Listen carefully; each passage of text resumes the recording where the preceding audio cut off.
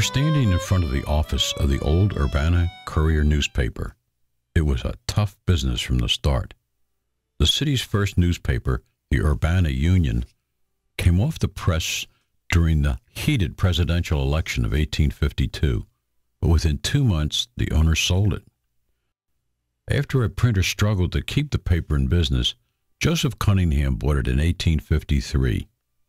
Years later, he recalled, "With scarcely 6,000 inhabitants in the county and only 3 post offices, with court business occupying less than 6 days of each year, a frontier country in all but locality, a population not awakened to the importance of supporting a home newspaper, it seems incredible to the writer that the newspaper office was not swamped at once.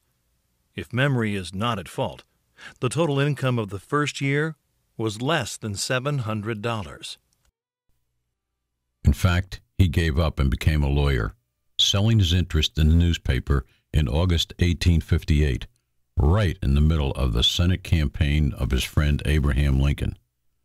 The day after his first debate with Stephen Douglas, Lincoln sent a quick report to Cunningham, writing, "Douglas and I, for the first time this canvass crossed swords here yesterday.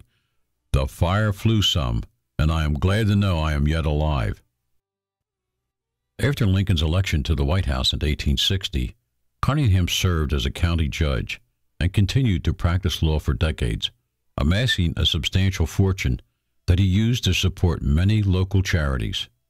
If there was one person who kept alive the special relationship between Urbana and our 16th president, it was Cunningham. He spoke often about his friendship with Lincoln, and his estate provided funds for the Laredo Taft statue, the young lawyer that stands today in Carl Park. Although Cunningham despaired that Urbana could not recognize the importance of supporting a home newspaper, over the years the city had several newspapers.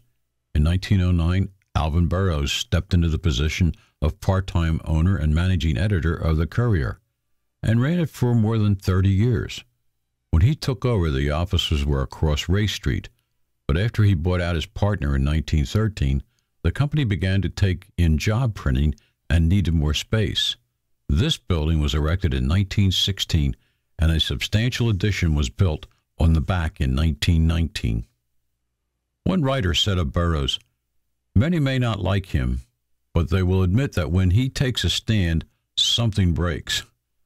That propensity got him into trouble on several occasions. In 1922, he attacked a visiting evangelist in an anonymous column signed only "The Urbana Mother."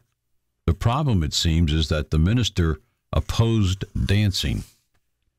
In response, the evangelist went back to the pulpit, called for a boycott of the Courier, and called their editor dishonest because he wrote under a pseudonym. Burroughs fluffed it off. "That's exactly what a newspaper is," he said. "It is the mother of the community. It is to it you bring your hurts and bruises.